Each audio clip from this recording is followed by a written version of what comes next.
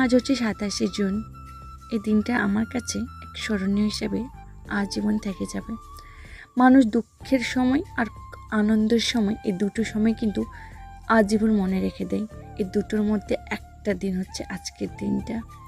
এই যে মানুষটাকে দেখতে পাচ্ছ আমার পাশে, এই মানুষটার হাতে আজ বিগত 11 বছর আগে আমার বাবা এই মানুষটার হাতে তুলে দিয়েছেন আমাকে। আজ আমার অ্যানিভার্সিটি, 11 বছর হয়ে গেল। এই আজকের দিনে আমি তোমাকে একটাই কথা শুধু বলতে চাই, ভাগ্য হয়তো তোমার হাতে ছিল না, কিন্তু সব সিদ্ধান্তই তোমার হাতে ছিল। তুমি চাইলে আমার জীবনটাকে অনেক সুন্দর করতে পারতে, সুখে রাখতে পারতে। আমার ভাগ্য এতটাও খারাপ ছিল না যতটা খারাপ তুমি আমার সাথে করেছো।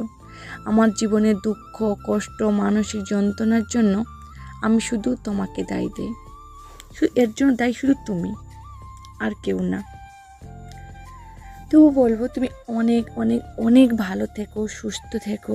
আমি আমার জগন্নাথের কাছে কামনা করি, প্রার্থনা করি তোমার আগামী দিন যেন তোমার ভালো কাটুক। তুমি অনেক ভালো থেকো। জানি না আগামী দিনে আমাদের কি হবে কি না হবে, বলা যায় না। মানুষের নিঃশ্বাসে বিশ্বাস নেই, কথা এটাই আছে। তো যাই হোক, তুমি অনেক অনেক ভালো থেকো, সুস্থ থাকো। পারলে নিজেকে পরিবর্তন করো। এই দুনিয়াতে কেউ কারণ না, কেউ কারণ না।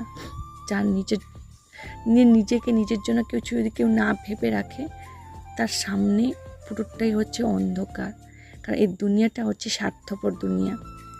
তুমি যার জন্য যতই করে যাও না কেন, একটা দিনের শেষে সময় তো আমাকে বুঝিয়ে দেবে তুমি ভুল, ওরাই সবাই ঠিক।